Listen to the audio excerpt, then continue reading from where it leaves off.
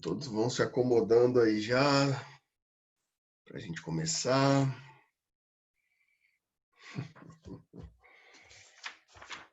E aí, tudo certo, pessoal? Boa noite, boa noite. Vamos permanecer aqui na nossa matéria. Estou vendo aqui o que eu já dei para vocês dessas questões. Tá, essa daqui é importante. Tá, deixa eu aparecer aqui depois. Beleza. Bom, pessoal, vamos lá? Vamos lá, vamos começar. Vamos fazer a nossa pequena reunião de hoje, para que algumas coisas sejam delimitadas aqui. Bom, para a gente continuar, pessoal, que a gente falou, aula passada a gente falou das inviolabilidades, né? Bem tranquilamente, falamos das inviolabilidades. Agora, vamos pegar um direito específico e seguir para algumas questões aí que a gente ainda tem a tratar, ok? Bom, meus caros, o que teremos que falar hoje? Vamos começar então aqui, né? Pegar nossa lousinha aqui, e vamos começar tratando de uma estrutura bem básica, né? Bem estrutural, que obviamente está dentro da Constituição, que tem todo o seu caráter liberal, como a gente já vem discutindo, né? Toda essa conjuntura que a Constituição se determina, né? Então, vejam, vamos começar hoje falando sobre direito de propriedade, né? Direito de propriedade. O direito à propriedade ele vai estar presente no artigo 5º em diversos incisos, tá? A gente vai encontrar o direito à propriedade no artigo 22, no inciso 22, no 23, no 24, vamos colocar aqui, do 22 a 26. Dos incisos 22 a 26, a gente encontra o direito à propriedade, tá? O direito à propriedade. Que eu tiro isso aqui. Certo? A gente encontra o direito à propriedade como conjunto específico de determinações, então aqui a gente tem que entender algumas questões prioritariamente aqui, né, pessoal? Direito à propriedade, pessoal, primeiro, vamos tentar entender genealogicamente, na modernidade, o que significa dizer um pouco sobre direito à propriedade. Vocês provavelmente vão estudar isso ainda em outras disciplinas, né? Mas a gente tem que perceber que o direito à propriedade na era moderna, a partir do iluminismo, que é o que nos interessa, né? Ele tem como condição ali nos primórdios da estrutura de direito à propriedade a ideia, né? A primeira fundamentação sobre o direito à propriedade é aquela ideia de direito natural, né? Ou o justnaturalismo. Claro que aqui a gente estaria colocando uma ideia originária, etc. Mas é originária na modernidade, né? Na estrutura da modernidade. Porque, pessoal, como a gente já conversou há um tempo atrás, né? Como a gente já conversou um tempo atrás, acho que a aula passada, aquela ideia grega de nomos, lembra? De nomos como lei, que a gente discutiu a aula passada, também dizia a respeito ao direito de propriedade, né? Só que como direito de propriedade como medição de estrutura de delimitação de poder, né? Vocês se lembram da aula passada que a gente falou sobre essa questão, né? Sobre a estrutura de poder. Só que, claro, a gente não vai se preocupar aqui especificadamente com essa ideia de propriedade, com conceito antigo, conceito filosófico antigo, medieval, todas as suas nuances. Vamos se preocupar com a propriedade já na modernidade, né? E eu digo que a propriedade era muito relacionada ao chamado justnaturalismo, né, no começo, porque se vocês se lembram bem, não sei se vocês conhecem essa estrutura, né? O justnaturalismo ele procurava um fundamento no direito, uma ideia de legitimidade do direito, né? Que o direito era legítimo a partir de determinados objetos, determinadas estruturas, como que a gente pode dizer? Inerentes, substanciais à humanidade, né? Então a gente estava diante aqui, meus caros, de um substancialismo de fundamentação jurídica. Como assim? A gente está discutindo com esses autores aqui que existem determinados direitos que eles são fundamentados antes da própria humanidade, né? Antes da própria existência do corpo humano. Então, existem determinados direitos que eles se fundamentam pelo próprio conceito em si. Eles são naturais, né? Eles são naturais ao indivíduo. Por isso que justificaria uma série de direitos criados ali, de direitos de criação de direitos, de criações específicas de direitos, conforme foi a produção, né, a atividade legiferante, a produção normativa ia se criando. Esses justnaturalistas, essas ideias justnaturalistas, entendiam que, havendo esses fundamentos próprios, substanciais da humanidade, né? Esses fundamentos substanciais da humanidade, Significaria dizer, então, que a gente poderia tratar de demais direitos que são inerentes, né? E o direito à propriedade seria um desses direitos naturais, né? Aqui a gente pode citar, para ter uma distribuição autoral aqui, bem básica nossa aqui, a gente pode citar, né, um autor, John Locke, o inglês John Locke, né, que vai fundamentar a propriedade privada como estrutura natural, né, como justnaturalismo, como fundamento natural da pessoa, né. Locke vai procurar dizer para a gente que a propriedade privada, a ideia da propriedade privada, o direito a ter a legitimidade da propriedade, ela deriva da própria ideia de corpo, né? Como assim?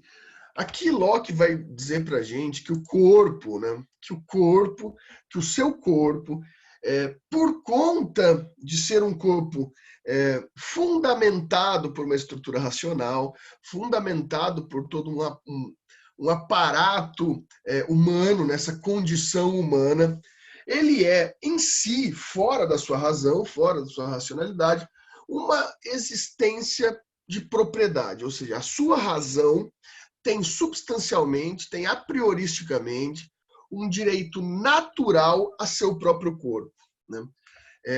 A gente vai entender que isso tem nuances interessantes para o Locke, né? Aos poucos aqui, porque a grande questão para o Locke é que, imaginem só, né? O grande problema aqui é essa propriedade ser conduzida como uma ideia ficcional, né? Por quê, pessoal? Pensem comigo, né? A ideia de propriedade, né? A ideia de propriedade, ela nada mais é do que uma ficção jurídica, tá? Do ponto de vista material, né? É uma ficção jurídica. Por que uma ficção jurídica, né? E por que ser uma ficção jurídica causa um problema de fundamentação, por exemplo, para o autor que a gente está exemplificando aqui hoje, que é o Locke, né? Bem, é uma ficção a partir do momento que a propriedade, né, ela se separa num conceito material chamado posse, né? A posse, né, a posse é separada do elemento propriedade. E olha só que interessante, meus caros. Olha só que interessante aqui. Deixa eu baixar essa questão. Nossa, eu risquei o negócio aqui. Bem, a posse, ela é um elemento não ficcional, né? A posse é um elemento de fato, vamos colocar assim. É um elemento de fato. Como assim é um elemento de fato? Imaginem vocês, tá? Imaginem vocês. A gente já até comentou isso em algum momento, se eu não me engano, a gente repete aqui essa ideia sobre essa estrutura. Bem, pensem comigo aqui. Até vou fazer essa flechinha aqui num lugar diferente. Eu vou tirar da própria propriedade a ideia da posse. A posse, ela é o domínio, né? O domínio específico, o domínio, a gente já falou sobre o domínio aqui, ele é o domínio de um espaço, né? Então, quando você possui um elemento, você tem esse elemento de fato em seu poder, correto? Quando você tem um objeto, né? Então vejam aqui, eu tenho essa caneta, né? Essa caneta está sob minha posse. Por que ela está sob minha posse? Porque eu tenho domínio dela. Eu tenho ela em meu poder de fato, eu posso destampar, eu posso escrever, né? Eu posso exercitar, eu posso exercer domínio sobre essa caneta. A gente já conversou com isso na aula passada, lembra? De certa forma, a gente só tem que ressignificar isso que a gente falou na aula passada. Eu tenho a posse de fato dessa caneta, certo? Isso significa dizer que eu sou dono dessa caneta?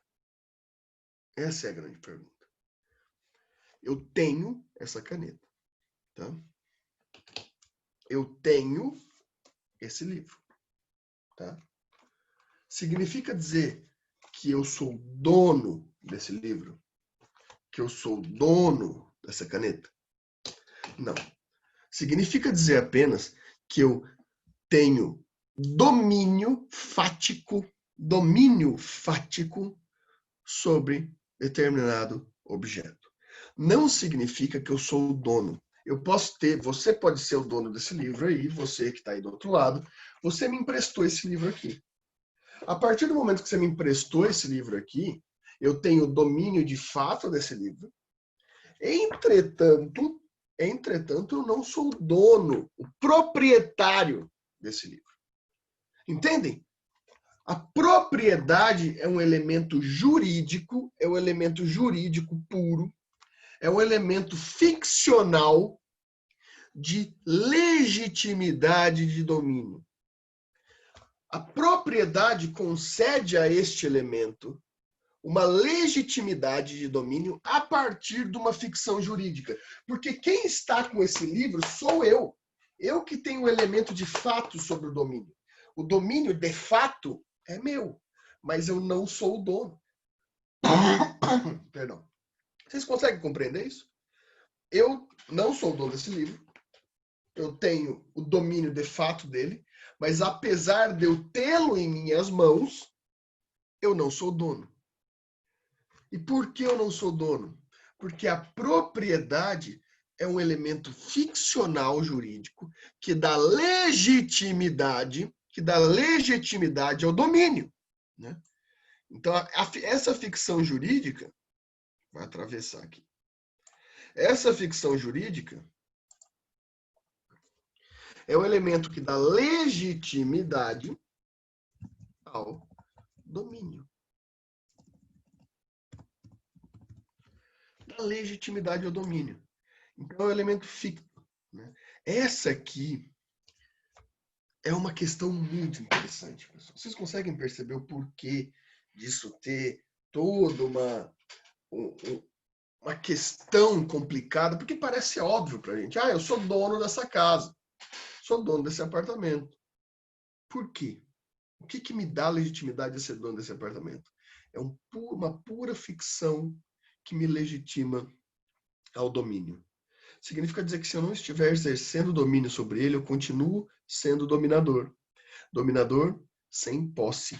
Eu posso, inclusive, alugar esse apartamento para alguém que vai exercer posse, elemento de fato, sobre esse apartamento. Ele vai deter, vai ter uma detenção sobre esse apartamento. Só que não vai ser dele, vai ser meu ainda. Apesar de eu não ter um elemento de fato sobre esse apartamento. Vocês estão compreendendo isso? Vocês estão compreendendo isso ou eu estou falando grego aqui para vocês? Cadê?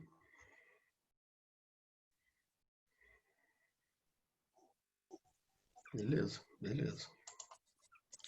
Vejam Sim, professor. Muito obrigado. Vejam só. Então aqui a gente vai ter um problema. Porque eu lembro que o que eu disse para vocês aqui sobre o justnaturalismo e principalmente sobre o Locke é tentar fundamentar, né? O Locke está tentando fundamentar que o corpo é uma propriedade. E ainda mais que isso, o corpo é o nomos proprietário. Ou seja, a medida original da propriedade. Ou ainda a gente pode dizer que é a propriedade natural para o John Locke.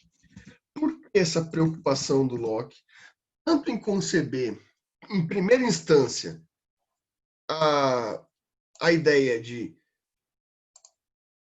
como a gente pode dizer aqui, a ideia de corpo como uma propriedade legítima, sendo que a propriedade é uma ficção jurídica, e ao mesmo tempo relacionar essa ficção jurídica com o justnaturalismo.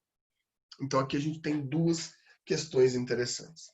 A primeira, é importante para o Locke colocar que o corpo é uma propriedade originária, é um nomos proprietário, é uma propriedade natural, uma propriedade consequente da humanidade. Então olha o que o Locke está fazendo. Ele está separando o corpo de razão. Ou seja, a sua razão, a sua racionalidade que é a proprietária do seu corpo. Olha que loucura. Isso, claro que ele está tendo claramente aqui uma influência tomasiana, medieval, enfim, mas ele está ressignificando essas questões.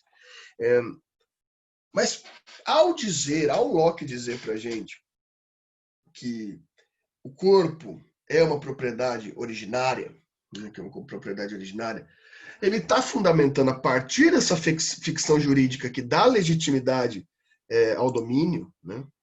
Cadê meu spotlight? Né? Que dá legitimidade ao domínio. Essa ficção jurídica aqui, que dá legitimidade ao domínio, é uma condição de liberdade, né? Significa dizer que a primeira grande preocupação do Locke aqui é a condição daquilo que é chamado de trabalho.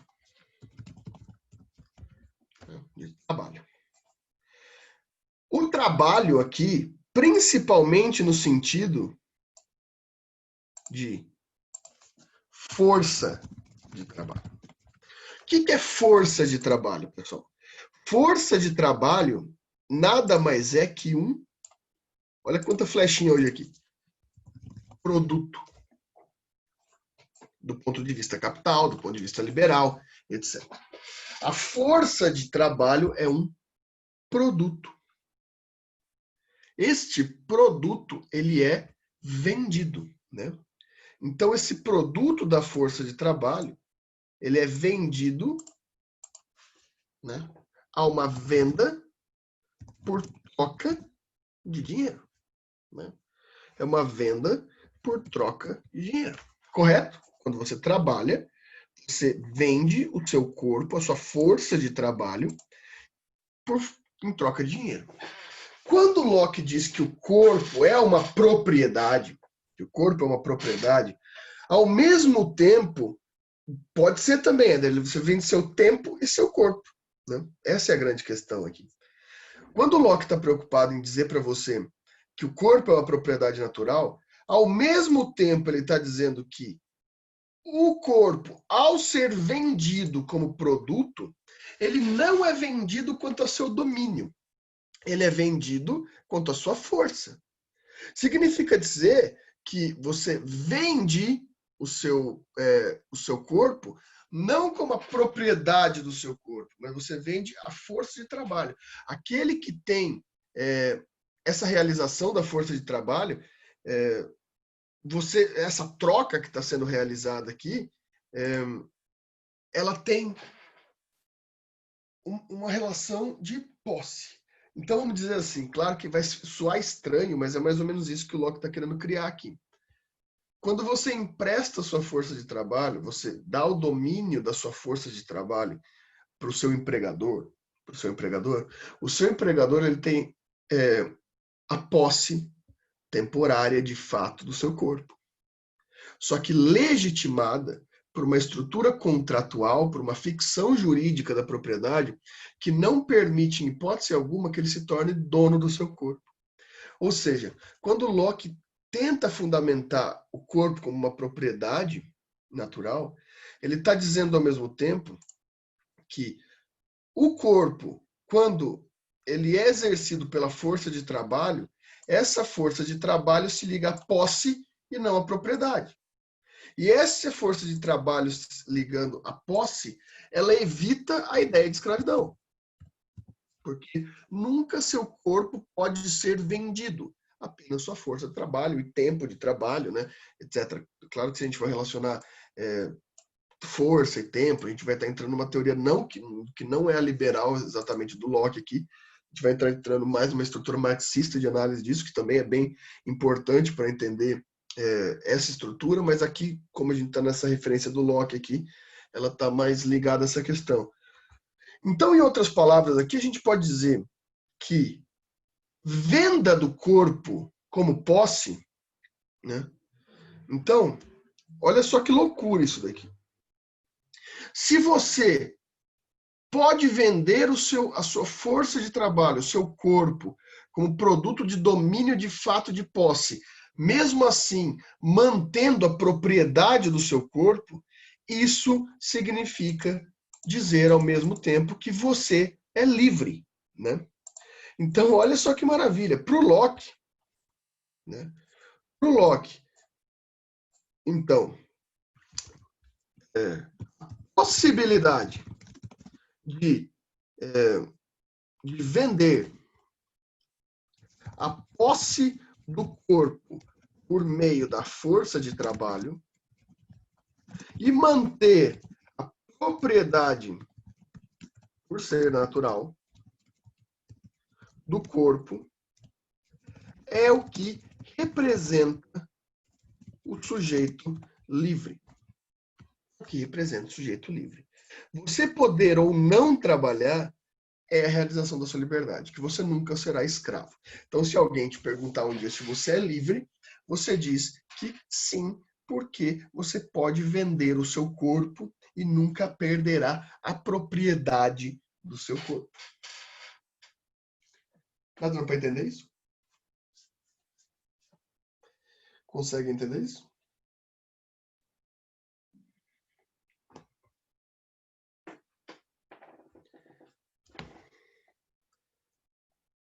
Legal.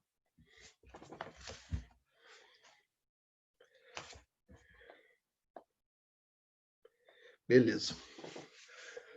Ao mesmo tempo, meus caros, é importante para o Locke que fique claro que essa propriedade, diferente da teoria originária do direito, né, aqui concebida, né, de propriedade como ficção jurídica, o que o Locke está querendo dizer é que essa propriedade não é uma ficção.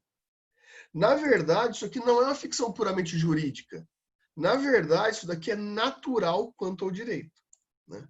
Então, o que o Locke está falando para a gente aqui é que isso não é criado ou deixar de criado, ou seja, um parlamento, um soberano, seja lá quem for, não pode criar uma nova lei que institua o corpo como não sendo uma propriedade, porque essa propriedade ela seria natural, ela seria natural a você, né? Ela seria natural a você. Então não faz parte de uma condição, né, de uma condição ficta a propriedade para o Locke. Essa propriedade, então, não seria da teoria do direito clássico que elabora como uma ficção. Não, a propriedade, ela seria a propriedade ao corpo, no caso, não a propriedade geral, né? A gente já vai ver isso. A propriedade ao corpo não seria uma ficção, mas seria natural à humanidade, né? Tanto que essa propriedade ao corpo, que legitimaria, né, que legitima a ficção jurídica das demais propriedades, né? Como, por exemplo, a propriedade privada de terra.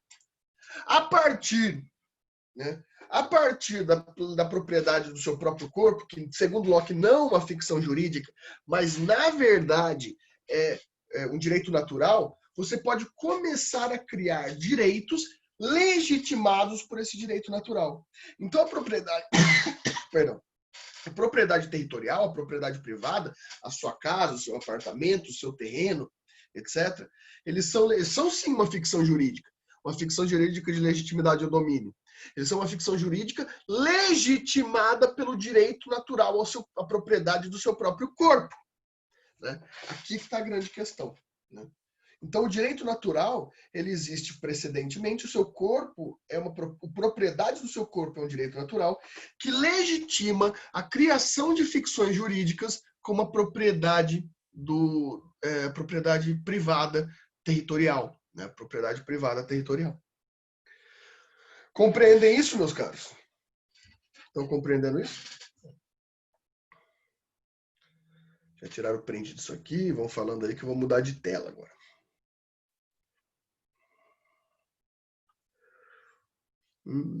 Ué, sumiu meu vídeo? Voltou.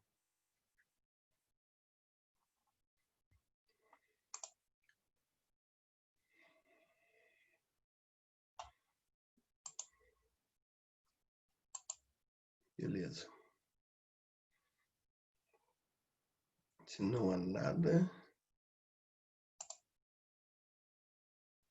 Ok. Vamos lá. Então vamos pensar agora em propriedade, entendendo essa função de propriedade, vamos entender como ela funciona, né, na Constituição brasileira, né? A propriedade como direito na Constituição do Brasil, né? Constituição do Brasil vigente.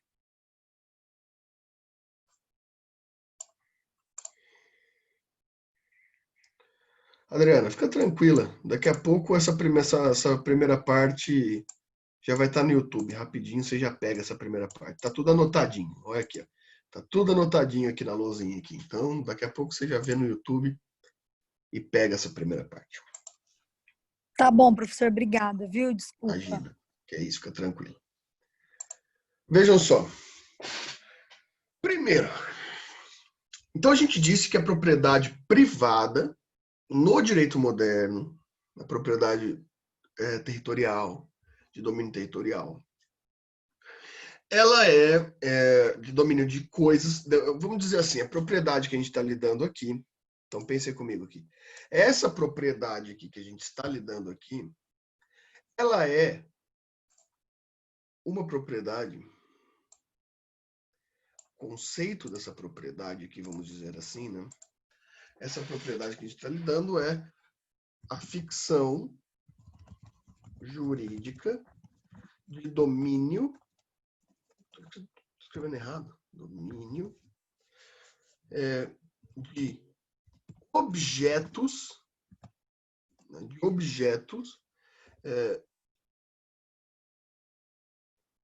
a palavra correta seria assim, né? Objetos de fenômeno. O que eu quero dizer com isso? São objetos fora do corpo, né? Quando eu estou dizendo que são objetos de fenômeno, eu estou querendo dizer o quê? Essa propriedade, que segundo os justnaturalistas é fundamentada no corpo, né? Fundamentada do corpo, ela passa a ser uma ficção jurídica legitimada pela essa ideia de propriedade como corpo, propriedade natural. Então, a partir do corpo, da propriedade do corpo, a gente começa a criar a ficção jurídica de domínio de objetos. Né? De domínio de objetos de fenômeno significa dizer que são domínios fora do corpo.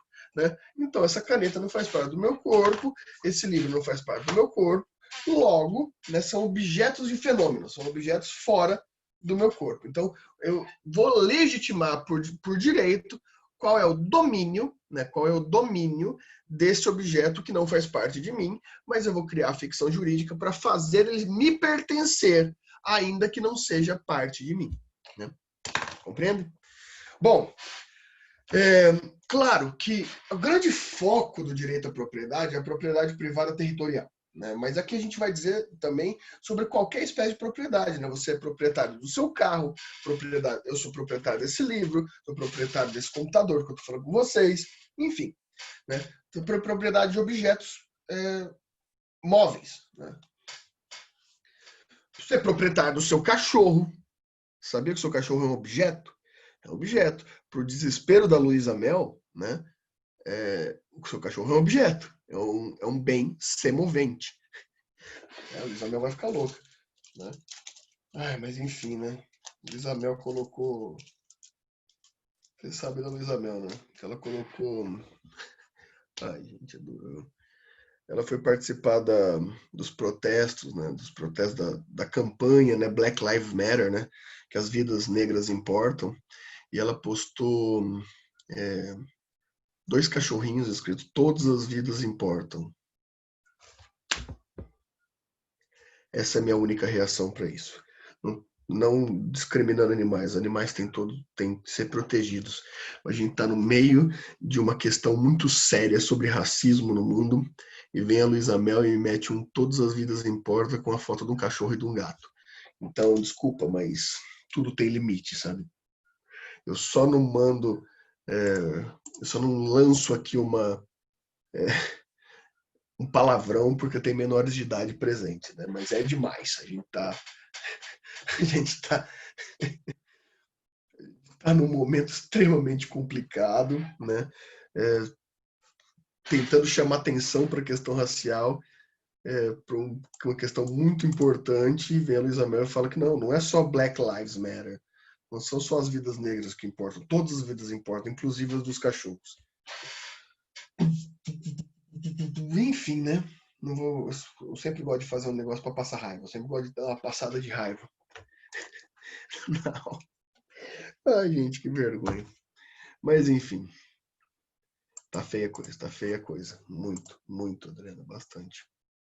Tô acompanhando de perto aqui porque é um movimento muito forte que a gente não via, talvez desde a morte do Luther King, né?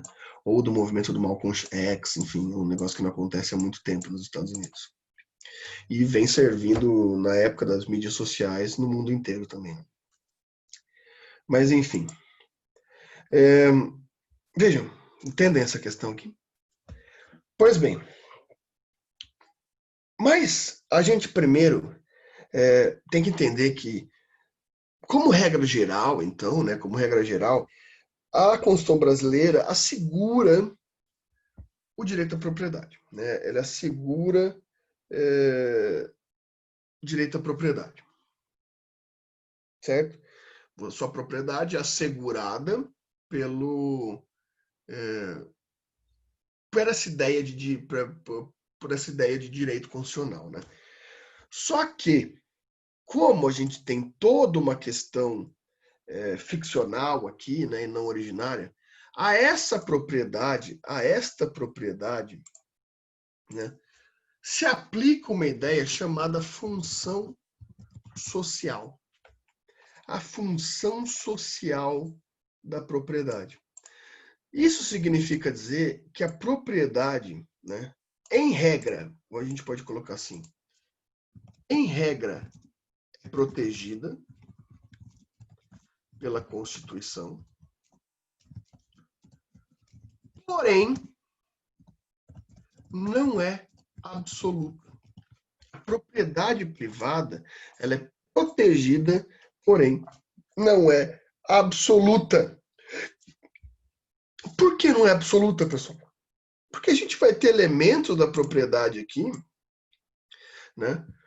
Como, por exemplo, o elemento da desapropriação. O elemento da desapropriação, o elemento estatal da desapropriação, é a demonstração, exemplificando aqui, que a função social, a função social, desculpa, a função absoluta do direito à propriedade pode ser relativizada, né? E uma das ideias de relativizar é quando essa desapropriação é feita em função do desrespeito à função social da propriedade, né? Isso aqui é uma ideia de desapropriação-sanção, vamos dizer assim, né? A desapropriação ela é dada como sanção no caso de não haver respeito à função social da propriedade, né? Como assim? O que seria exatamente essa função social da propriedade, né? Bem, meus caros, aqui a gente pode pensar da seguinte forma, né? A função social da propriedade, ela tem um elemento bem, um brocardo bem fácil da gente lembrar, né? Em que a propriedade é direito de todos, né? É direito de uso comum, é direito de todos. Direito de todos respeitados os limites da propriedade, né? Então, basicamente, a gente tem, lá no começo da Constituição, que, por exemplo, a propriedade privada é uma garantia institucional do Estado, que todo sujeito tem direito à sua casa, à sua moradia, né? Então, a ideia é basicamente a seguinte: se essa função de propriedade estiver sendo usada a fim de desrespeitar limites constitucionais, desrespeitar, ser utilizada como crime, desrespeitar, vamos colocar assim, empecilhos ao grande, a ideia social. Vou explicar para vocês, vejam só, vamos começar por regras mais fáceis.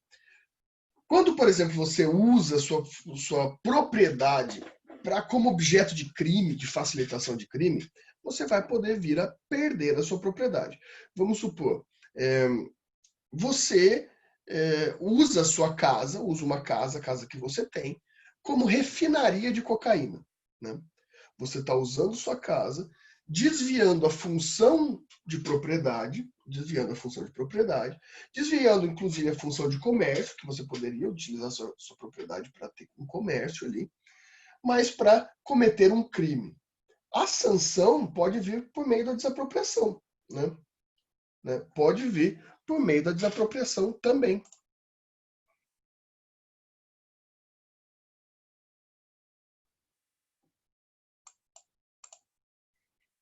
Ah, tá uma discussão aqui, dessa questão aqui do...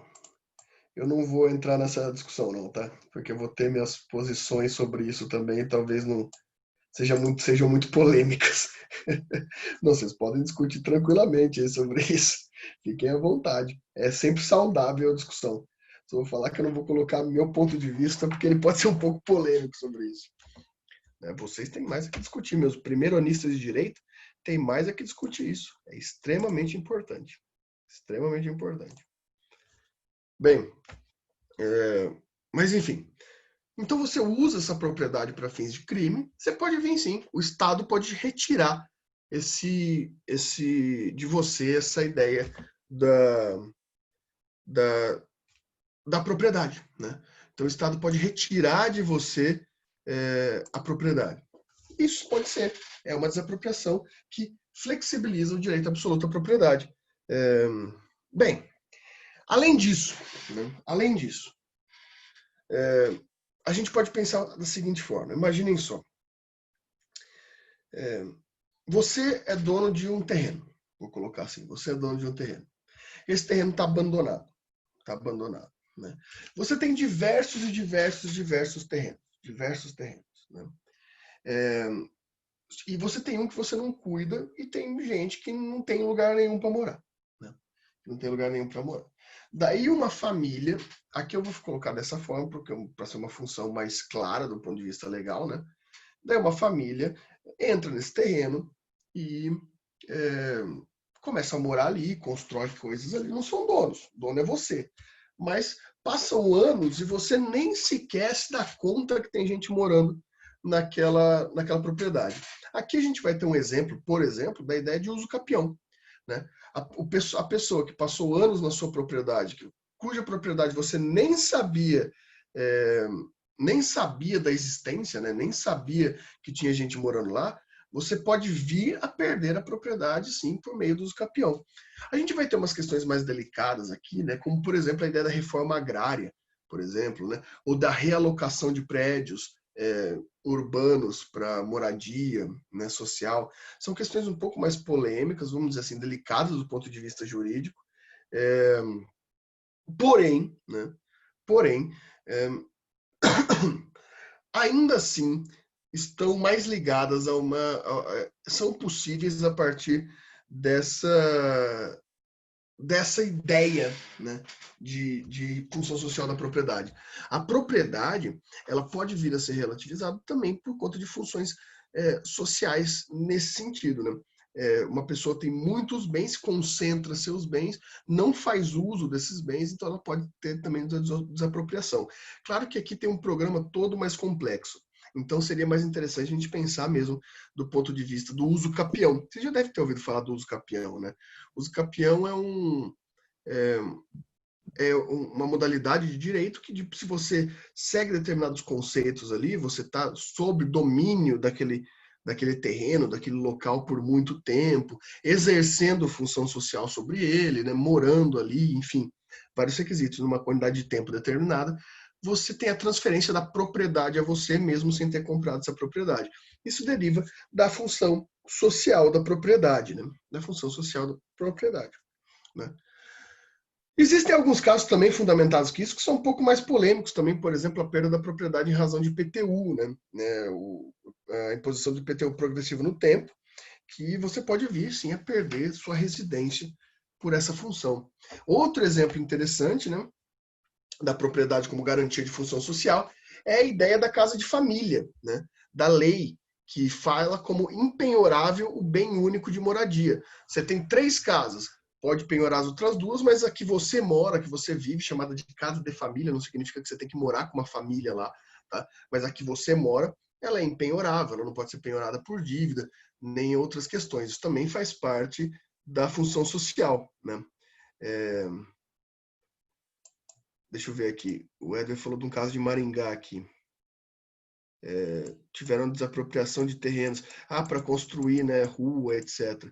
Exatamente, Éder. Essa aqui é uma possibilidade também, que é justamente que eu estava deixando por último, que é a função social em detrimento do interesse público. Porque essa aqui geralmente dá polêmica. Que é essa desapropriação, por exemplo, por a gente ter que construir uma rua, é imprescindível, pelo bem público. Então a gente vai desapropriar aqui esse local para construir alguma coisa que é de interesse público. A única diferença aqui, que é bem colocada aqui pelo Éder, a diferença aqui é que essa desapropriação não é uma desapropriação sanção, como em outros exemplos. Aqui o poder público ele desapropria, mas ele é obrigado a ressarcir pelo valor, como se ele estivesse comprando esse terreno. Claro que o valor vai ser muito mais abaixo do que a pessoa venderia por ela mesma, né? Mas ainda assim, a lei garante que essa desapropriação vem acompanhada de uma indenização, né? Então a ideia de função social da propriedade aqui está relacionada a isso. Você tem que fazer o bom uso da propriedade. Isso tem muito a ver com a ideia do welfare state, né, com a ideia de não concentração de rendas em uma pessoa só, porque quanto mais dinheiro uma potência tem, mais ela pode deixar as outras pessoas sem condições, né? Então, no welfare state se tem essa ideia de que todo mundo tem que se comportar, vamos dizer assim, vai ter que ter alguns limites para o domínio financeiro de todas as pessoas, né? Então, pensando que também tem essa ideia, né? A função social está lá para não deixar que uma pessoa, se pensa numa cidade pequena que tem um coronel lá, um dono da cidade, ele compra todas as casas da cidade, justamente para cobrar o aluguel de todo mundo, né? Então, isso também se tenta evitar com a ideia de função social da propriedade. Perguntas sobre isso, meus caros? Perguntas sobre isso? Façam as perguntas aí.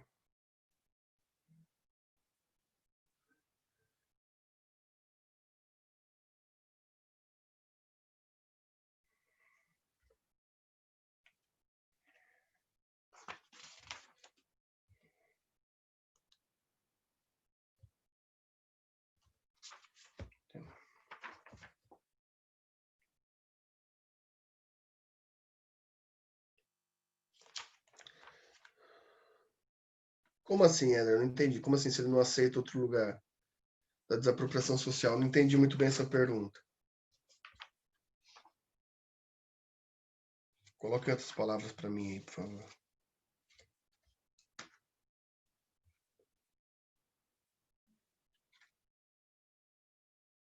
A desapropriação, se ele não quiser sair da casa, não tem jeito.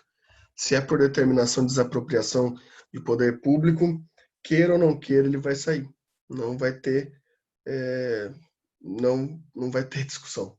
A desapropriação ela não depende de vontade, ela é unilateral do poder público. Essa eu acho que é a grande polêmica dessa questão, né? Ela pode até ter ações judiciais, etc., para postergar essa modificação, mas é obrigatória, totalmente obrigatória, não tem o que fazer. Ela vai ser retirada, né?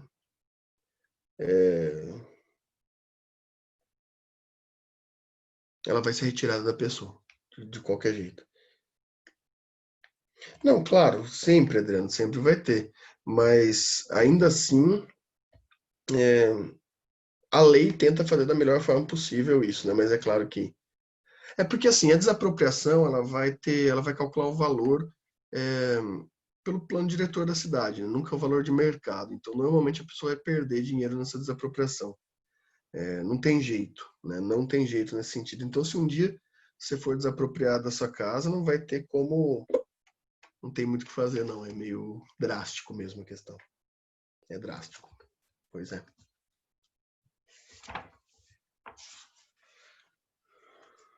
Sim, certo. Tinha mais alguma coisinha de direito de propriedade que eu queria falar?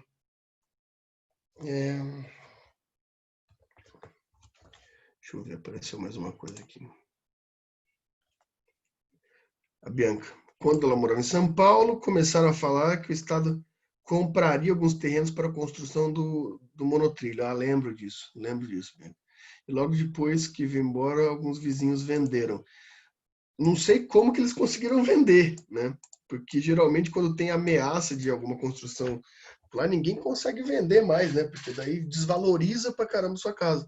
Porque vai ser um local que muito em breve provavelmente vai ter, apesar de que o projeto monotrilho não andou, mas claro, tendo em vista que o da linha amarela andou depois de muito tempo, né, de projeto, pode ser também que volte a andar. Mas, né, geralmente desvaloriza muito. Você tem um aviso, imagina só, você está na sua casa, daí a sua casa tem um aviso de desapropriação para construção de uma estrada, de uma avenida. Você não vai conseguir mais vender, né? Porque quem for comprar vai saber que vai comprar para logo receber uma indenização que vai demorar para chegar e vai ser um valor muito abaixo de mercado, né?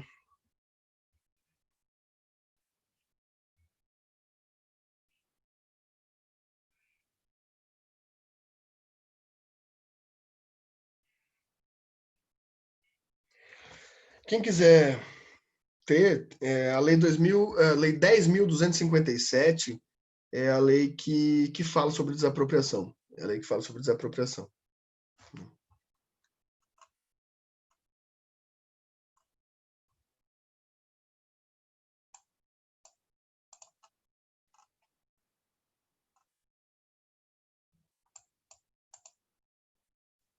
Agora que eu estou vendo as respostas aqui de vocês, vocês querem causar, né? Vocês estão querendo saber minha opinião para mandar em grupo de WhatsApp.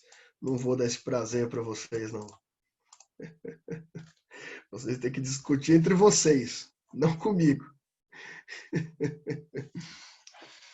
Não, existem determinadas opiniões que a gente guarda pra gente. Quem sabe um dia. Bem, deixa eu ver aqui. Tá. Pessoal, importante, eu acho que se vocês fossem exemplificar, né, o melhor exemplo sobre a função social da propriedade, do ponto de vista legal, é, é a ideia do uso capião. Né? O uso capião eu acho que é o exemplo mais claro, mais fácil sobre a função social da propriedade. Né? Porque o proprietário perde o bem de fato, não é indenizado sobre o bem, mas ele perde o bem porque o bem era precário, né? O bem, você era proprietário daquilo e ficou e não usou, não resistiu a pessoa que colocou, né, que entrou naquele bem, então você vai perder a propriedade, né? Daí vocês vêm todas aquelas questões que muitos de vocês devem estar na cabeça, né? É, pensam que tem, por exemplo, a ideia de movimentos, como o movimento sem teto, o movimento sem terra, que tem a ideia da ocupação, né? Que tem a ideia da ocupação. Isso pode vir ou pode não vir a ser uma ideia de função social? Pode vir a ser ideia de função social. E aqui eu não estou discutindo mérito, se é legítimo, se não é legítimo. A ideia é que existem muitas ações sobre função social da propriedade, né? Sobre, por exemplo, o movimento sem terra, que ocupa uma propriedade e vai ali tentar provar que a propriedade não tem função social, né? Sabe aquela ideia que normalmente se fala se a terra é produtiva, se não é produtiva? É, fora do mérito do movimento, que não é esse mérito que eu estou querendo entrar com vocês aqui, essa é uma lógica do direito liberal moderno, do welfare state. É uma lógica do welfare state, porque a ideia é assim, a terra não é produtiva. Significa que alguém concentra a propriedade sem utilizá-la. Então, tecnicamente, pelo movimento ideal do liberalismo moderno, se alguém concentra a propriedade e não faz uso dela, por conseguinte, ele vai perder essa propriedade pela função social. Claro que não é tão fácil assim, né? Não é tão simples assim. É bem mais difícil, por exemplo, que o movimento do uso capião, porque vai ser muito mais subjetivo. Se teve uma ocupação, né? Vai ter que se provar primeiro que essa ocupação não é uma ocupação criminosa, vai ter que provar que essa ocupação ela tem a ver. Eu falo também daqueles movimentos, também, por exemplo, no centro de São Paulo. Tem movimentos muito claros no centro de São Paulo. Não sei se vocês têm essa informação. O Centro Velho de São Paulo, ele tem a maior concentração da América Latina de prédios desocupados, né? Só que todos esses prédios são desocupados, mas são ocupados, né? Ninguém mora lá há muito tempo, né? Ninguém mora lá há muito tempo, mas o pessoal, é, entra, né? Existem muitas pessoas morando nesses prédios abandonados. E muito se discute sobre perda da propriedade, porque qual é o problema aqui, pessoal? O problema principalmente diferente, por exemplo, do movimento sem terra, das ocupações de propriedade rural, que normalmente o que se discute é se aquela propriedade, aquela concentração, e geralmente, quando vai ter uma discussão um pouco mais delicada sobre isso, é para propriedades imensas, de proprietários gigantescos de terra, né? Vai ter essa discussão se eles usam ou se não usam isso. Em propriedades urbanas, como nesses vários movimentos que tem no centro de São Paulo, são mais complicados. Que a maioria daqueles prédios abandonados no centro de São Paulo são decorrentes, por exemplo, de herança, de herdeiros da antiga São Paulo, e daí tem briga, né? É terrível, é terrível. Daí tem toda uma discussão aí, porque você tem milhares de apartamentos, milhares mesmo, muitos milhares de apartamentos abandonados no centro de São Paulo, que daí, assim, daí vem aquela nossa questão mais social e não jurídica, né? O mesmo centro de São Paulo que concentra um número absurdo de pessoas em condições de rua, né? Então fica aquela ideia da propriedade abandonada e da pessoa abandonada, né? Mas tem essa discussão. Não é tão simples essa discussão. Ela pode sim ser feita pelo argumento da função social. Só que não é tão fácil a gente entrar num consenso sobre isso, né? Porque ainda assim tem a ideia da propriedade que alguém é dono, né? A gente vai ter que ver a limitação das pessoas ser dono ou não. O Gustavo perguntou assim, a função social se aplica também à propriedade móvel? Alguém assistindo a novela aí, hein? Pô, pessoal, minha aula tá mais legal que a novela, viu? Vou falar pra vocês. Essa novela aí é triste, hein? É triste. Professor, foi eu que fui trocar aqui, tirei a do Netflix e pareceu bem na hora. Saiu, entrou na Globo.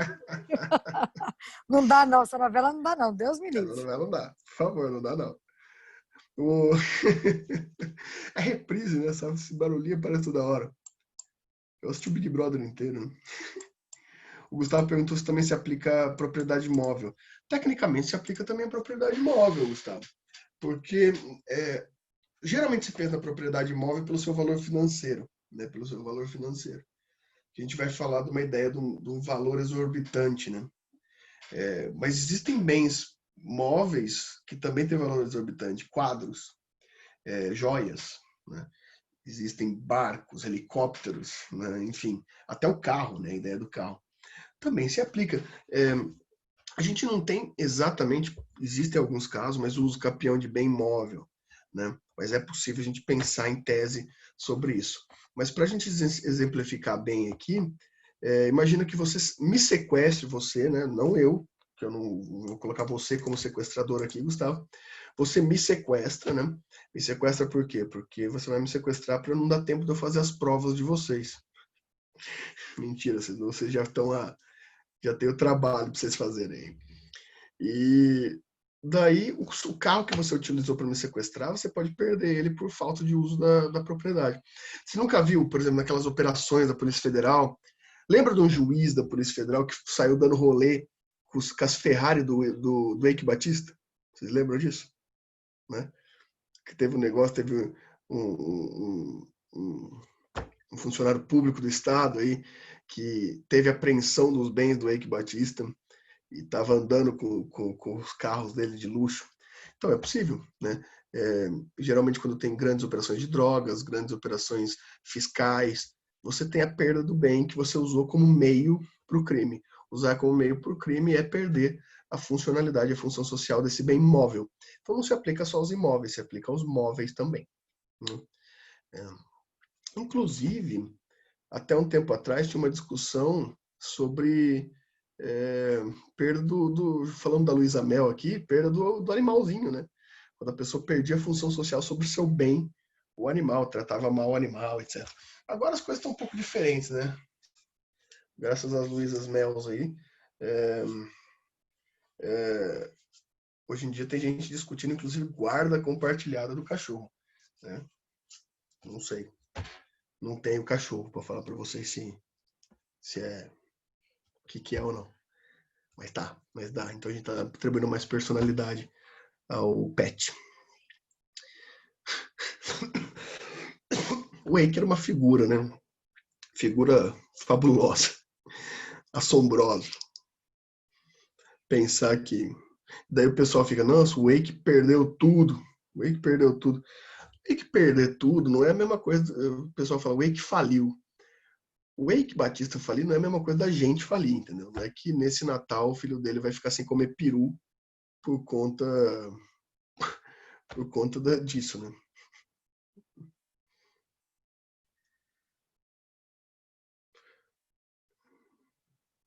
Pois é. O Semar falou que tem que compartilhar. Compartilhar o quê, Semar? Tem que compartilhar a guarda do cachorro, professor. Tem, né? Tem que dividir a despesa, senão fica só para um. É verdade. Não, isso é verdade. Tem cachorro que dá despesa, hein? O cachorro dá despesa, é caro, tem que pagar banho, tem vacina, tem um monte de coisa. Por isso que o melhor cachorro do mundo é o vira-lata. Na casa da minha mãe tem uma vira-lata, a talha algu, não dá despesa nenhuma, né? Vira-lata não dá despesa, é uma maravilha. Agora tem cachorro de raça, gente, que cachorro tem que ser mais bem tratado que a gente, porque não dá. Como Professor, a minha cachorra, se não levar no pet, o pelo dela dá nó, vira uma tristeza. Uma vez eu tive que pagar até desembolo de pelo, imagina. Nossa. A cachorra da minha mãe lá, se embolar o pelo, ela arranca o pelo com o dente. Olha lá, falando, o pessoal aqui, todo mundo Golden dá trabalho. Aí o pessoal dorme com o cachorro no colo, na cama. Galera toda tem cachorro aqui. Eu moro em apartamento, não tem como ter animal. Ah, tem como ter gato. Não é a mesma coisa, né, gente? Não é a mesma coisa. Gato é muito na dele. A Luana já gosta de dormir abraçada com o cachorro. Ai, gente, é isso aí. Alguma dúvida? É o que temos para hoje na nossa disciplina. Se tiver alguma dúvida, me falem.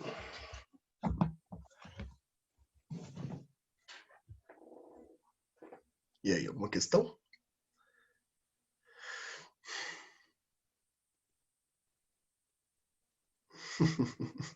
O duro é isso, né, Adriano? É amor, carinho e dinheiro, né?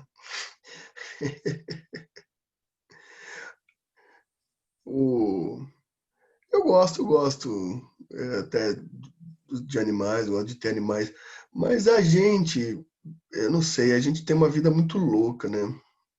Então não para em casa. Agora para em casa, né? Na quarentena, agora tá todo mundo com os cachorrinhos. Mas dá dó, né? De criar cachorro dentro de apartamento, não sei, não gosto não. Cachorro é um bicho tão livre, né? Esse que é estranho, né, Adriano? O mercado dos pets é até esquisito, né? Porque, de fato, do ponto de vista jurídico, cachorro-gato é bem. Só que a gente tem que pensar que até menos de um século atrás, meio século atrás, criança também era um bem. Né? Então está se modificando essa ideia, né? Está se modificando essa ideia. Dinheiro é só valor de troca. O meu sócio do escritório, o Dr. Eric Mardegan, costuma falar, Richard, dinheiro não é tudo da vida, só 100%.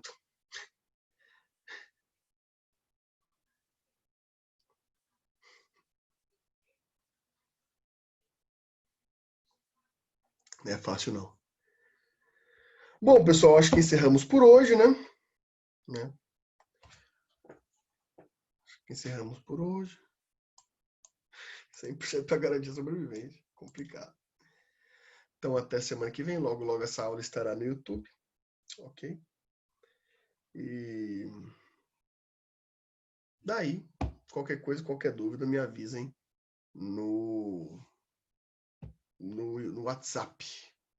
Difícil, hein, André? Tem muita coisa para fazer ainda. Dormir é para os fracos, já diria Marcelo Piratelli. Desejo o contrário para vocês hoje. Fiquem acordados a noite inteira estudando. Tchau, pessoal. Tudo de bom.